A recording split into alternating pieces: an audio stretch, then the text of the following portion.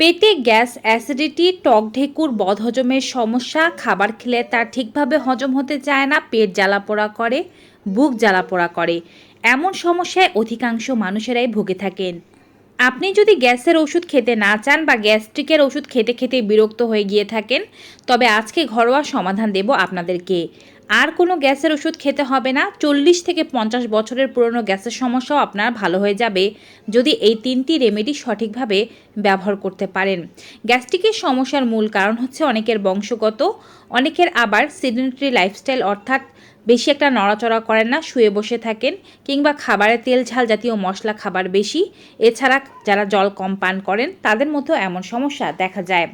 সমস্যা যাই থাকুক না কেন, সমাধান এই ভিডিওতেই রয়েছে।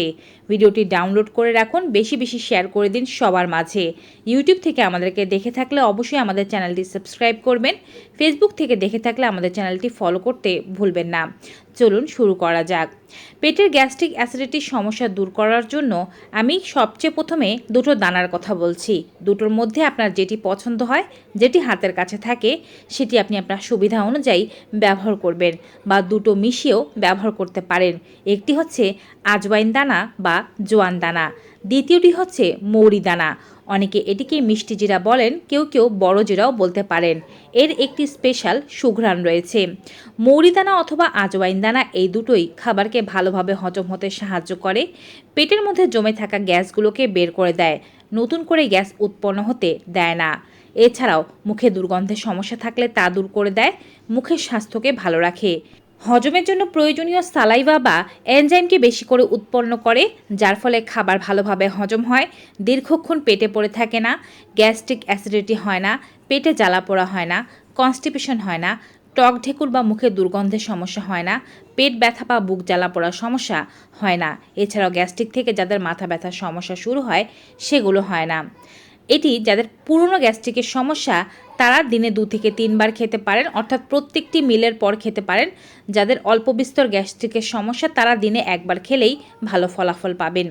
সমপরিমাণ জোয়ান দানা ও মৌরি দানা একটি পাত্রের মধ্যে মিশ্রিত করে কাঁচের একটি পাত্রে আপনার খাবার টেবিলের সামনে রেখে দিন। প্রত্যেকবার খাবার খাওয়ার পরে এখান থেকে আধা চা চামচের মতো উঠিয়ে মুখে দিয়ে আস্তে আস্তে করে চিবিয়ে খেতে থাকুন। একেবারে চিবিয়ে সম্পূর্ণ রস খেয়ে ফেলবেন না, মুখে দিয়ে চেবোতে চেবোতে এর রস পান করুন, এতে করে ভালো ফলাফল পাবেন। যদি দুটো দানাই ব্যবহার করতে না চান তবে যে কোনো একটি দানা আধা চা চামচ পরিমাণে খেতে পারেন। তবে মনে রাখবেন, এটি খাওয়ার সাথে সাথে জল পান করবেন না, খাবার খাওয়ার পরেও জল পান করবেন না, এতে করে কিন্তু খাবার হজমে বাধা সৃষ্টি হয়। গ্যাস্ট্রিক অ্যাসিডিটির সমস্যা এবং পেটের যে কোনো রোগ দূর করার জন্য এলাচের মতো ভালো বন্ধু নেই বললেই চলে।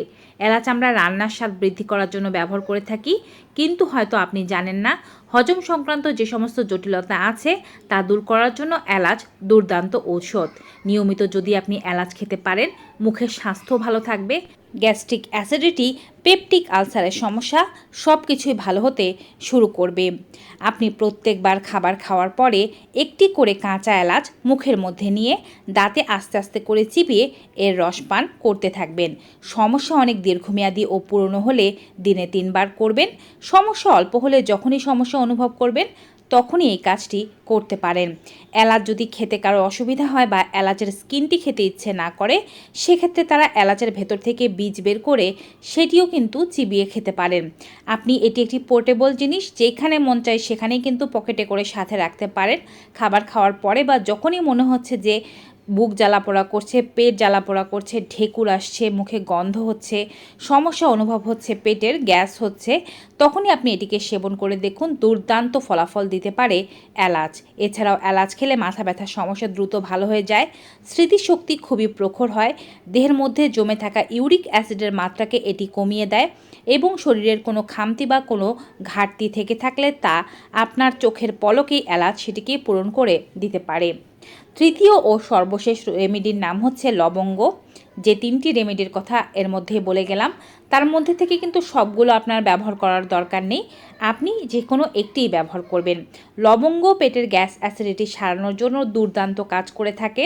এটি দাঁতের মধ্যে ব্যথা হয়ে থাকলে, দাঁতে গর্ত হয়ে থাকলে, দাঁতে পোকা হয়ে থাকলে তাও দূর করে দেয়। এমনকি পেটের মধ্যে জমে থাকা গ্যাস বাবলগুলোকে বের করে দিয়ে আপনাকে দুর্দান্ত স্বস্তি দিতে পারে এই মশলাটি। লবঙ্গ খেলে 1 থেকে 2টো পর্যন্ত খেতে পারেন প্রত্যেকটি মিলের পরে বা খাবার খাওয়ার পরে। দাঁতের নিচে রাখবেন, আস্তে আস্তে করে চিবিয়ে এর রস খেতে থাকবেন। লবঙ্গ যখনই নির্বাচন করবেন তখনই অবশ্যই সেই লবঙ্গের মাথায় যেন ফুলটি থাকে বা এই গোল অংশটি থাকে সেই বিষয়টি খেয়াল রাখবেন। এইভাবে আপনি খেলে গ্যাস্ট্রিক অ্যাসিডিটির সমস্যা কোনো টাকা পয়সা খরচ না করে, কোনো মেডিসিন না খেয়েই ভালো হতে শুরু করবে। আপনারা এটি সারা জীবনই করতে পারেন, যখন এই সমস্যা অনুভব করেন তখনই কিন্তু করতে পারেন। দীর্ঘমেয়াদী সমস্যা যাদের, তারা একবার শুরু করার পরে টানা 21 দিন পর্যন্ত এক নাগাড় খেয়ে যেয়ে তারপরে আপনি আপনার সমস্যা অনুযায়ী এটিকে সেবন করতে পারেন। আর গ্যাস্ট্রিক অ্যাসিডিটির সাথে যাদের কনস্টিপেশনের সমস্যা আছে, অর্থাৎ মল নরম না মল শক্ত, তারা এই 3টি জিনিসের মধ্যে থেকে যে কোনো একটি নির্বাচন করবেন। 4 থেকে 5 দানা নেবেন, 1.5 কাপ পরিমাণ জলের মধ্যে সকালবেলা খুব ভালো করে ফুটিয়ে জলটি একেবারে গরম গরম চায়ের মতো করে বাসি মুখে সবার আগে পান করবেন। আধা ঘন্টা অপেক্ষা করলেই দেখবেন যে মলত্যাগের প্রেশার আসছে, সঙ্গে সঙ্গে মলত্যাগ করে ফেলবেন। এভাবে টানা 7 দিন খেতে পারলে পেটের মধ্যে জমে থাকা সমস্ত মল ময়লা নোংরা সব বেরিয়ে যাবে। তো ভিউয়ার্স, ভিডিওটি কেমন লাগলো কমেন্ট বক্সে জানাতে ভুলবেন না। ভালো লেগে থাকলে বেশি বেশি সকলের মাঝে শেয়ার করে দিন। বিদায় নিচ্ছি, সবাই ভালো থাকুন, সুস্থ থাকুন।